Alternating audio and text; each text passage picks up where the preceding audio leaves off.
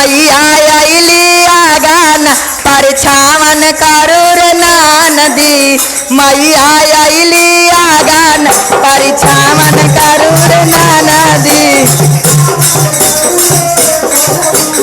गावन करू रे नदी मैली आगान परछावन करू रे नदी। गाय के गोबर से निप के अगन पावन करो रे नदी। पावन करो अरे मैया अइली आगान परछावन करू रे नदी।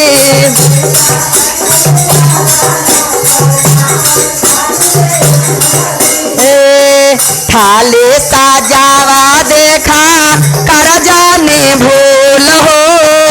थाली साजावा देखा कर जाने भूल हो। लेला कपूर रोड़ी आछा ता फूल हो।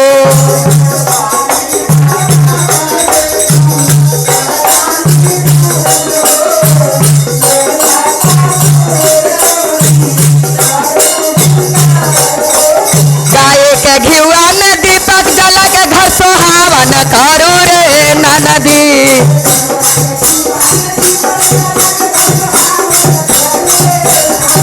महारानी अइली आगान परछावन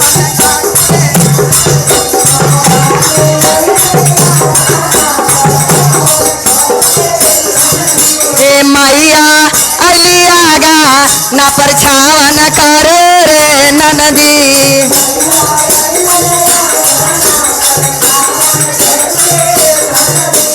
गाय के गोबर से निप के अगन सोहावन करू रे नदी। पावन करू रे नदी मैया अइली आगान परछावन।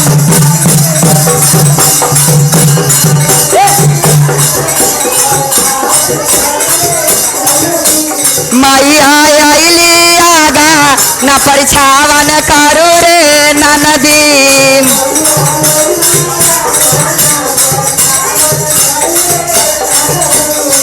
संघवा में लेके बानी अम्मा जी के ठार हो। संघवा में लेके बानी अम्मा जी के ठार हो। स्वागत में जाके लावा अड़हुल के हार हो।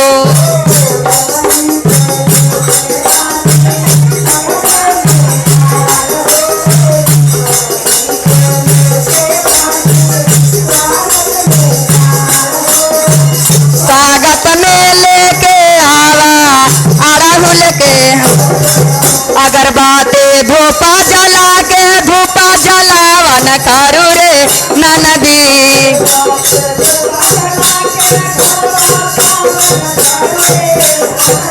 अरे देवी अइली आगान परछावन करू रे नदी। देवी अइली आगान परछावन करू रे नदी। मैया अइली आगान परछावन करू रे नदी।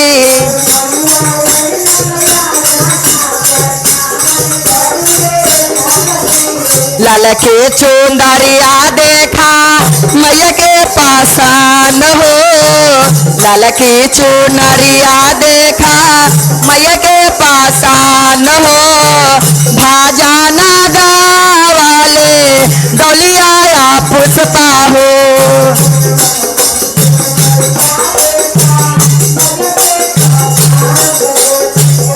भाजाना गावाले डोलिया वा पुष्पा हो। भाजाना गावाले डोलिया या पुष्पा हो। अरे निमिया डाढ़ा में झुलुआ लगा के झुलावन करू रे नदी। निमिया डाढ़ा में झुलुआ लगा के झुलावन करू रे नदी। अरे